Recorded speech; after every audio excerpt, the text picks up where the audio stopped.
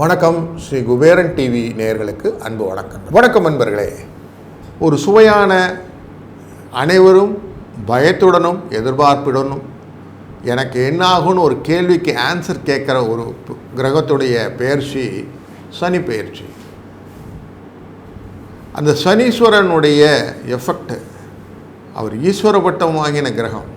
அதனால் எதையுமே கரெக்டாக அளந்து கொடுப்பார். அப்படிங்கிறதுனால எல்லாருக்கும் கொஞ்சம் பயம் உண்டு. எப்போவுமே வாழ்க்கையில் ஒரு போலீசிங் அப்படிங்கும் போது பயத்தோடு இருப்போம் இல்லையா? யாரோ ஒருத்தர் நம்மளை கண்காணிக்கிறார் அப்படிங்கிற பயம் இருக்கும். அந்த மாதிரி பயத்தில் தான் சனீஸ்வர பயமும் நமக்கு. காலங்களிலே மகாபாரதத்தின் அடுத்தது ராமாயண யுத்தங்களில் வரும்போது, ராமாயணத்திலே ஒரு காலகட்டம் வருகிறது. ராவணன் தனக்கு ஒரு நல்ல மகன் பிறக்க வேண்டும், அனைத்து விதமான பலமும் கொண்டு இருக்க வேண்டும் அப்படின்னு யோசிக்கிற போது, கிரகங்களினால் இருக்கக்கூடிய மாற்றங்கள் எதுவும் வந்து கூடாதுன்னா எல்லா கிரகத்தையும் பிடிச்சி ஒரு இடத்துல வச்சுருவார். அப்படி வைக்கும்போது அது ரொம்ப சக்தி வாய்ந்ததாக ஆகிவிடுமோ என்ற பயத்திலே எல்லாரும் தூண்டுவார்கள். அந்த தூண்டுதலின் பேரில் சனீஸ்வரன் ஒரு கட்டத்தை காலை தாண்டி வச்சுருவாராம். அதனால் அவர் கால் வெட்டப்படுகிறது, துண்டாடுகிறது அப்படின்னு ஒரு கோட்பாடு உண்டு. அதனால் சனீஸ்வர கிரகத்தினுடைய தாக்கத்திலே ஒரு கால் அப்படிங்கிறது ஊனமாக இருக்கும்னு மனசில் வச்சுப்பாங்க. ஏன் இதுக்குன்னா, சத்திய சோதனை வரும்போது தன்னை பலி கொடுக்கக்கூடிய ஒரு எண்ணமாக இருக்கக்கூடிய ஒரு சனீஸ்வர கிரகம், தன்னை முன்னிறுத்து கொள்ளவர். அப்படி தான் சனி தாக்கம் கொண்டவர்கள் எல்லாருமே தனக்காக உழைக்கக்கூடியவர் மட்டும் இல்லாமல் ஊருக்காக உழைக்கக்கூடியவர்கள் அப்படிங்கிற ஒரு பெரிய சுறுசுறுப்பு, தன்னை வருத்தி கொள்வது, இதிலெல்லாம் ரொம்ப பெயர் போனவர்கள் இந்த சனீஸ்வர கிரகத்தை ஆட்கொண்டவர்கள். அப்படிப்பட்ட ஆட்கொண்ட தன்மையினாலே சனி பகவான் வந்து விட்டார்னா எங்கே நம்மளை பிடிச்சிக்குமோன்ட்டு நார்மலாக சொல்லுவாங்க. வீட்டுக்குள்ளார வெளியில் போயிட்டு வரும்போது காலை உள்ளங்காலேருந்து தேய்ச்சி அலம்பிட்டு வாங்க, அது வழியாக சனி உள்ளே வந்துடுவார் அப்படின்வாங்க. அந்த பயம் இருக்கும். ஆனால் காலை கையெல்லாம் அழுவிட்டு தான் உள்ளே வருவாங்க. இன்றைக்கி மாடர்ன் லைஃப்பில் எல்லோரும் எப்போ வேணால் உள்ளே போகிறோம். அதனுடைய தாக்கங்களை நம்ம பார்த்து கொண்டு இருக்கிறோம். ஆனால் பழைய காலத்தில் நம்ம அப்படி தான் பண்ணிக்கிட்டு இருந்தோம். வாசலில் தண்ணி இருக்கும், அதில் காலை கழுவிட்டு தான், காலை நல்லா உள்ள காலை அழுத்தி தான் உள்ளுக்குள்ளார வருவோம். இப்படிப்பட்ட ஒரு தொடர் விளைவுகளை கொடுக்கக்கூடிய சனீஸ்வரன் தன்னுடைய கிரக நிலைகளிலே எங்கெங்கே உட்காருகிறார்களோ அந்த உட்காரதிலும் பார்வை பலத்தினாலும் நிறைய பலனை நமக்கு கொடுப்பார். சனிக்கு ஒரு பார்வை பலம் உண்டு என்றால், 3ஆம் பார்வை அப்படின்னு ஒரு பார்வை, 7ஆம் பார்வை அப்படின்னு ஒரு பார்வை, 10ஆம் பார்வை ஒரு சிறப்பு பார்வை, 3 விதமான பார்வைகள் உண்டு. எல்லா கிரகங்களுக்கும் 7ஆம் பார்வை உண்டு.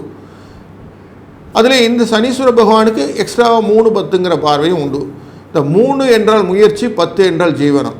அப்போ முயற்சியும் ஜீவனத்தையும் கட்டுக்கோப்பில் கொண்டு போகக்கூடியவர் இவர். கலத்திரம் ஏற்கனவே நம்மக்கிட்ட இருக்குது அப்படின்னா பார்ட்னர் ரிலேட்டட் மேட்டரும் இவர்கிட்ட தான் இருக்குதுன்னு வச்சுக்கணும். இப்படி சனீஸ்வரன் தன் கட்டுக்கோப்பிலே இந்த 3 பார்வைகளையும் வைத்துக்கொள்வது மட்டும் இல்லாமல், தான் உள்ளே நுழைக்கக்கூடிய அந்த கிரக சூழ்நிலைகளே நம்ம சொல்லுவோம் இல்லையா, சனி வந்துடுது சார் அப்படின்னு சொல்லுவாங்க. சனீஸ்வர பகவான் என்னை உள்ள தாக்கல் வந்துட்டார், எனக்கு இப்போ 7.5 சனி சார் அப்படின்வான். 7.5 வருடம் ஆகும் 3 விதமான கட்டங்களை மாறுவதற்கு. எப்படி ஒரு 12 கட்டம் சைக்கிள் வரணும்னா 30 வருஷம் ஆகிடும். இப்படி 30 வருஷத்துக்கு ஒரு வாட்டி ஒரு கூடிய சைக்கிளில் இப்போ நடக்கக்கூடியது 29 மார்ச் 2025 அன்று பங்குனி மாதம் 15ஆம் தேதி அமாவாசை இரவு 9:44 சனீஸ்வரன் அவர்கள் இப்போ இருக்கிற கும்பம் என்ற ராசியிலிருந்து மீன ராசிக்கு மூவ் ஆகிறார். இந்த பெயர்ச்சி ரொம்ப முக்கியமாக பார்க்கப்படுகிறது. ஏன் அப்படின்னாக்கா, 30 வருஷத்துக்கு ஒரு வாட்டி நடக்கிறது மட்டும் இல்லை, இத்தனை நாள் சனிக்கு ஆட்சி வீடாக இருந்தது மகரம், கும்பம் அப்படின்னு 2 வீடு. இந்த ஆட்சி வீட்டை விட்டு கிளம்புறார். ஆட்சி வீட்டை விட்டு கிளம்புறது மட்டும் இல்லாமல், இவர் பயணிக்க போகக்கூடிய அடுத்த கட்டம், அதாவது நம்முடைய மீனராசிக்கு அடுத்தது இருக்கக்கூடிய மேஷராசின்னு சொல்லுவோம். மேஷராசியிலே சனி நீச்சம் அடைவார்னு ஒரு கான்செப்ட் இருக்குது. அப்படி தன்னை குறைத்து கொள்ளக்கூடிய ஒரு எண்ணத்துக்கு அவர் தள்ளப்படுகிறார் அப்படிங்கிற ஒரு சூழ்நிலையிலே இந்த சனி பெயர்ச்சியானது இப்பொழுது நகரவிருக்கிறது. சனி பெயர்ச்சி நகரம் அன்று ஒரு விசேஷமான நாள் என்ன என்றால், அன்றைக்கி சனிக்கிழமை, அன்றைக்கி உத்திரட்டாதி நட்சத்திரம், இந்த 2 சேர்ந்தது ஒன்றும் இல்லை, அன்றைக்கி அமாவாசை. இப்படி 3 விதமான காம்பினேஷனில் அன்றைக்கி சனி மூவ் ஆக போகிறார். உத்திரட்டாதி என்ற நட்சத்திரமும் சனியுடைய நட்சத்திரம். சனிக்கிழமை அவருடைய சேம் டே. அமாவாசை அப்படிங்கிறது தர்ப்பணங்கள், முன்னோர்களுக்கான திதிகள் கொடுக்கக்கூடியது. இது சனிக்கு ரொம்ப பிடித்தமான விஷயம். அப்போ தனக்கு பிடித்த நாளிலே, தன்னுடைய நாளிலே, தன்னுடைய திதியிலே, தன்னுடைய நட்சத்திரத்திலே அவர் மூவாக போகிறார். அப்படிங்கும்போது எவ்வளோ சந்தோஷமாக ஒருத்தர் கிளம்புவாங்க. ஊருக்கு கிளம்பும் போது அப்படி ஒரு கிளம்புறார் அப்படின்னா இதனுடைய பலன்கள் எப்படி இருக்கும்ன்றது நம்ம விபரீதமாக நல்லா பார்க்க வேண்டிய ஒரு சூழ்நிலையில் இருக்கிறதுனால சனியை நம்ம ரொம்ப அட்டென்டிவாக பார்க்க வேண்டியிருக்கோம். அதே மாதிரி நார்மலாக சொல்லுவோம், அஷ்டமத்தில் சனின்னுவோம். சனி 8ஆம் இடத்துல உட்காந்து அஷ்டமத்தில் சனி, 4ஆம் இடத்துல சார் அவர் அர்த்தாஷ்டம சனி சார் எனக்கு அப்படின்வான். அவர் நேராக எழுதணுன்னா சப்தமத்தில் சனி உட்காந்துருக்கார் சார்வான். அப்போது சனி எங்கே அமர்ந்தாலும் அவரை பற்றி பயம் ஒன்று இருந்துகிட்டே இருக்கும் இல்லையா? அப்போது சனி எங்கே இருந்தால் நமக்கு பயம் இருக்காதுன்னா 3ஆம் இடத்துல அமர்ந்துட்டால் பயம் இருக்காது. ஏன்னா அவருடைய பார்வை இடம். 6ஆம் இடத்துல போய் மறைவு ஸ்தானம்னு சொல்லக்கூடிய இடத்துல போனாலும் பயம் இருக்காது. அதே மாதிரி லாபஸ்தானம்னு சொல்கிற இடத்துல சனி இருந்தால் அவருடைய பயம் நமக்கு இருக்காது. சனி என்னுடைய ராசியிலேருந்து 11ஆவது இடம் சொன்னால் லாபத்தை கொடுக்கக்கூடியவர், உழைத்தால் காசு வரும், அவ்வளோதான். அப்போ சனியை பொறுத்த வரைக்கும் எப்படி மனசில் வச்சுக்கணுன்னா, எவ்வளோ தூரம் நேர்மையாக இருக்கிறோமோ, எவ்வளோ தூரம் நம்ம வேலையை ஒழுங்காக பண்ணுறோமோ, எவ்வளோ தூரம் அக்கௌண்டபிலிட்டின்னு ஒரு வார்த்தை உண்டு, நான் எல்லாத்துக்கும் பொறுப்பு அப்படின்னு சொல்கிறோமோ, இவங்களெல்லாம் ஒன்றுமே பண்ணாது அப்படிங்கிறது தான் இந்த சனியுடைய நுட்பமான விஷயம். பயப்பட வேண்டியதே இல்லை. முயற்சிகளை நான் செய்து கொண்டே இருப்பேன், வேலையை நான் வெற்றி நோக்கி பயணித்து கொண்டே இருப்பேன் அப்படின்னு சொல்கிறவங்களுக்கு சனி எப்பயும் கொடுத்துக்கிட்டே இருப்பார். சனி போன்று கொடுப்பாரே இல்லை, அவ்வளோ அழகாக கொடுப்பார். தனகாரகன் அவர். கொடுக்கறதில் வச்சுட்டு செய்கிறதுனா வஞ்சனையே இல்லாமல் செஞ்சு கொடுப்பார். அதனால தான் உழைத்தால் உயர்வு அப்படிங்கிற ஒரு பெரிய பழமொழி இருக்குல்ல நம்மகிட்ட. அந்த உழைப்புக்கு முழு முதற் பொருள் யாருன்னா சனீஸ்வரன். எவ்வளோ தூரம் ஹார்ட் ஒர்க் பண்ணுறீங்களோ, ஹார்ட் ஒர்க் பேஸ் அப்படின்னு சொல்லுவான். எவ்வளோ தூரம் உழைக்கிறோமோ அவ்வளவு தூரம் நமக்கு பொருள் வரவை கொடுக்கக்கூடிய அத்தனை பலத்தையும் கொண்டவர் சனி ஈஸ்வரன். அதனால தான் ஈஸ்வர பட்டம் வாங்கியிருக்கார் அவர். அந்த ஈஸ்வர பட்டம் வாங்கின சனி எப்படியாவது நமக்கு பணத்தை கொடுத்து வாழ்க்கையிலே ஒரு நல்ல முன்னேற்றத்தை கொடுக்க வேண்டும் என்றதுனாலே காகத்வாஜ விட்மகே கட்கஸ்தாய தீமிகி தன்னோமந்த பிரச்சோதயாத்துன்னு அந்த அவருடைய காயத்ரியை சொல்லி அவரை வழிபாடு செய்யணும். சனிக்கிழமை அன்னைக்கு செய்கிறது. அவர் காகத்வாஜ விட்மகேனோ அவருடைய வாகனம் காகம். அந்த காகத்துக்கு உணவளிக்கிறது. அவருக்கு ரொம்ப பிடித்தது பித்ருகாரியங்கள்னும் போது எள்ளு சாதங்கள் பண்ணி விநியோகம் பண்ணுறது. அவருக்கு கருப்பு அப்படின்னு பிடிக்கும், ஆனால் வஸ்திரமே கருப்பு. அதனால் கருப்பு கம்பளி, கருப்பு வஸ்திரங்கள் இதெல்லாம் தானம் பண்ணுறது, இதெல்லாம் நமக்கு கொடுக்கக்கூடிய பரிகார பலன்களாக இருக்கிறது. அதே மாதிரி இந்த காலகட்டங்களிலே ஒரு தடவையேனும் காசிக்கு சென்று பித்ருக்களுக்கு காரியம் செய்யும்போது வரக்கூடிய சனி தாக்கங்கள், எதிர்மறை தாக்கங்கள் இருந்தால் அது குறைந்து நேர்மறையாக பெனிஃபிட்டாக சேரும்னு சாஸ்திரம் இருக்குது. அதனால் இதை அப்படியே பயன்பாடாக பண்ணும்போது சனியை பார்த்து பயப்பட வேண்டாம். அவர் நமக்கு உழைப்பவருக்கு இந்த உழைப்பாளி இல்லாத நாளே ஒன்றும் இல்லைன்னு சொல்லுவோம் இல்லையா, அந்த மாதிரி உழைக்கிறவனுக்கு அப்படியே காசு கொடுக்கக்கூடிய, கைக்கு கையாக நம்மளோட அமைதியாக நம்ம கூட இருக்கக்கூடிய ஒரு நல்ல ஒரு தெய்வம் யாருன்னா சனீஸ்வர தெய்வம். அதனால் தொடர்ந்து என்னென்ன ராசிக்கு என்னென்ன பலன் என்றது தொடர்ந்து பார்ப்போம். வணக்கம் மகர ராசி அன்பர்களே. காகத்வாஜ விட்மிகே கட்கஸ்தாயுதிமி தன்னோ மந்த பிரச்சோதயாத் என்ற சனீஸ்வரனின் காயத்ரியுடன் இந்த மகர ராசியின் சனிப்பெயர்ச்சி பலனை பார்ப்போம். உங்களுடைய ராசிநாதனே சனி. உங்களுக்கும் கும்பத்துக்கும் இவர்தான் அதிபதி. அப்படிப்பட்டவர் இவ்வளோ நாள் உங்கள் கூட என்ன இருந்தார்? 7.5 சனி அப்படிங்கிறதுல இருந்தார். தனுசில் இருந்தார், உங்கள் ராசிக்குள்ளே வந்தார், 2ஆம் இடத்துல போய் உட்கார்ந்தார். இப்போது வெளியில் கிளம்புறார். நார்மலாகவே வெளியில் கிளம்புறவர் உங்களுடைய ராசியின் 3ஆம் இடத்திலே மீன ராசிக்குள்ளே நுழைகிறார். நார்மலாகவே இந்த 3 அப்படிங்கிற இடம் சனிக்கு ரொம்ப நல்ல இடம். பணம் நிறைய வரணும் அப்படின்னா சனி 3ஆம் இடத்துல இருந்தால் ரொம்ப நல்லதுன்னு சொல்லுவோம். 3, 6 இதெல்லாம் ரொம்ப நல்ல இடங்கள் சொல்லுவோம். அப்படி சொல்லும்போது 3ஆம் இடத்துக்கு போகக்கூடிய சனி பகவான் உங்களுக்கு பலனை கொடுக்கணும். காலச்சக்கரத்தின் பொறுத்து உங்களுடைய ராசி 10,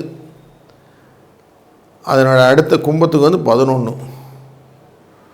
12ல் போய் அமர்ந்துக்கிறார். காலசக்கரத்தை பொறுத்த வரைக்கும் உங்களுடைய ராசியிலேருந்து பார்க்கும்போது அப்போது 3ஆம் இடம் அப்படிங்கிறது தான் எதிர்பாராத தனவரவை கொடுக்கும். வெளிநாட்டு விஷயங்கள் எல்லாம் உங்களுக்கு ஏற்பாடாகும். ஒரு சின்ன ஷார்ட் ட்ரிப்லாம் ஃபாரின் போகிறதுக்கான ஆப்பர்ச்சுனிட்டி கொடுக்கும். சொத்துக்கள் எல்லாம் வாங்குவதற்கான வழிகளை ஏற்படுத்தி கொடுக்கும். ஒரு நல்லதொரு காலகட்டங்களை உங்களுக்கு ஏற்படுத்தி கொடுக்கும் வகையறாக்களிலே இந்த சனிப்பெயர்ச்சி உங்களுக்கு ரொம்ப நல்ல விஷயம் கொடுக்க போகுது.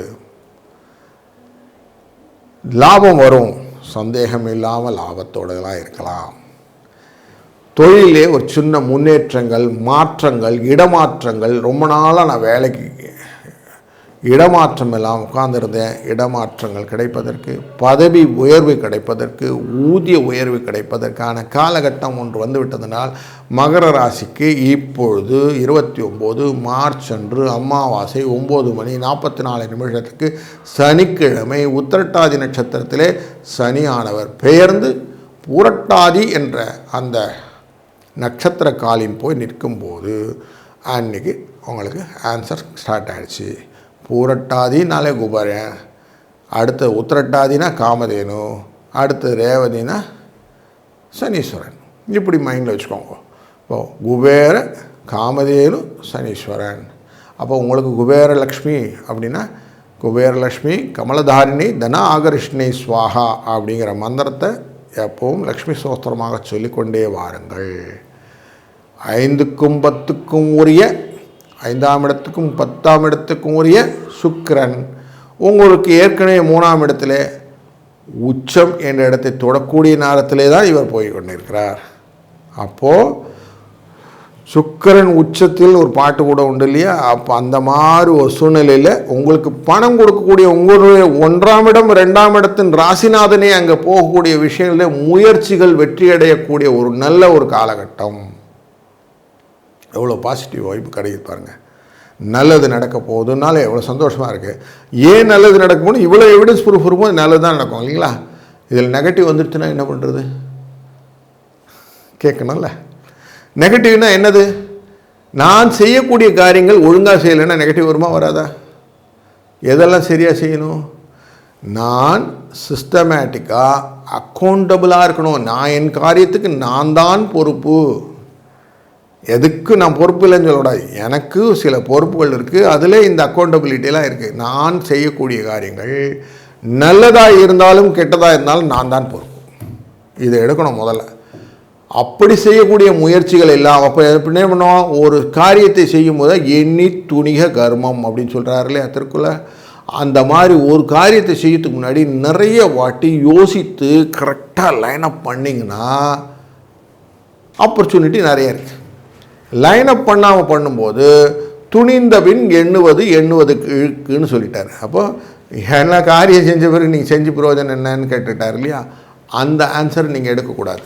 முதல்லையே நீங்கள் என்ன பண்ணணும்? கரெக்டாக பிளான் பண்ணணும். அப்போ நேச்சுரலி உங்களுக்கு சக்ஸஸ் ஸ்டோரி இருக்கும். அப்படிங்கிறது தான் மகர ராசிக்கான ஈஸியான ஒரு சொல்யூஷன். இதை அப்படியே கேபிட்டலைஸ் பண்ணணுன்னா என்ன பண்ணணும்? எவ்வளோ தூரம் முடியுமோ அவ்வளோ தூரம். ஏன்னா மீன ராசி அப்படிங்கிற ராசிக்குள்ளற சனீஸ்வரன் போகும்போது நீங்கள் குலதெய்வ வழிபாடையும் உங்களுடைய மூதாதையர் வழிபாடையும் தொடர்ந்து நல்ல முறையில் செய்தீர்களானால் அவர்களுக்கு இந்த 3ஆம் இடத்தின் பலன் அப்படியே கிடைக்கும் அப்படின்னு ரூல் இருக்குது. அந்த 3ஆம் இடத்தின் பலன் என்னது? முயற்சியினால் கூட வெற்றி. அப்போ 3ஆம் இடத்துக்கு செய்யக்கூடிய காரியங்கள் என்னது? தர்ப்பணாதி காரியங்கள்னு சொல்லுவோம். மூதாதையர்களுக்கு செய்யக்கூடிய தர்ப்பணங்கள் திதிகள் அதெல்லாம் விடாமல் செய்யணும். எவ்வளவு தூரம் நீங்கள் தான தர்மங்கள்லாம் செய்கிறீங்களோ அதெல்லாம் கரெக்டாக செய்யணும். இதெல்லாம் செய்ய செய்ய என்ன ஆகும்? உங்களுக்கு ஆட்டோமேட்டிக்காக நல்லதொரு பாசிட்டிவ் எனர்ஜியோட இந்த சனி பெயர்ச்சி இருக்கும் என்பதிலே ஐயமில்லை. வாழ்க வளத்துடன். ஸ்ரீ குபேரன் டிவியை பார்த்தமைக்கு நன்றிகள். மேலும் இது போன்ற தகவல்களை தெரிந்து கொள்ள ஸ்ரீ குபேரன் டிவியை சப்ஸ்கிரைப் செய்யுங்கள். மறக்காமல் பெல் ஐக்கானை கிளிக் செய்யுங்கள்.